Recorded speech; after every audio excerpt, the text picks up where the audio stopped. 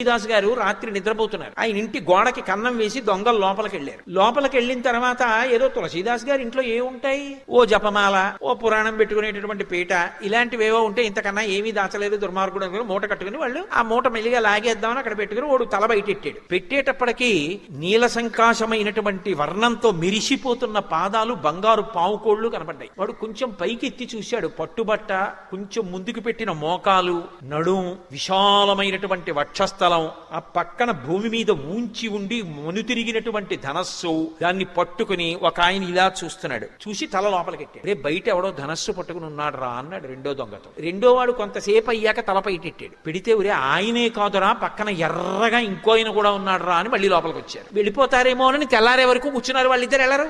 ఆఖరికి తెల్లవారిపోయిందంటే తెల్లవారిపోయాక తులసీదాస్ గారు నిద్రలేస్తారా? తెల్లవారుజాము సమయం అయింది. తులసీదాస్ గారు నిద్రలేచారు. ఇలా బయటకు వచ్చేటప్పటికి దొంగలిద్దరు కూర్చుని ఉన్నారు అన్ని మూట కట్టుకుని. ఆయన చూశారు. నమ చౌరాయిచ శిష్యాయిచ భేన్యాయిచ శకత్యాయిచ ప్రవాహ్యాయిచ. దొంగలో కూడా ఈశ్వరుణ్ణి చూస్తారు. ఆయన అన్నారు, అయ్యయ్యో అదేమిటి అలా మూట కట్టు కూర్చున్నారు, వెళ్ళిపోయారా అన్నారు. ఆ పాటి ఇంగిత జ్ఞానం మాకు లేక కాదు. బయటికి ఎడదామంటే ఇద్దరు నించున్నారు. ఒకడు నల్లగా ఉన్నాడు, ఒకడు ఎర్రగా ఉన్నాడు. రాత్రంతా నించునే ఉన్నారు. పైగా చేతిలో కోదండాలున్నాయి. ఇలా చూస్తున్నారు. కానీ ఎంత అందంగా ఉన్నారు. అలా చూసిన వాళ్ళ అందం ఏమిటో అలా ఉంది. ఎవరు వాళ్ళని తులసీదాస్ గారిని అడిగారు. తులసీదాస్ గారు బోర్న ఏడ్చారు. ఇంతోటి నా పురాణ పీఠం ఆచమన పాత్ర కోసం రాత్రంతా నించున్నారా రామలక్ష్మణులు ఇద్దరు.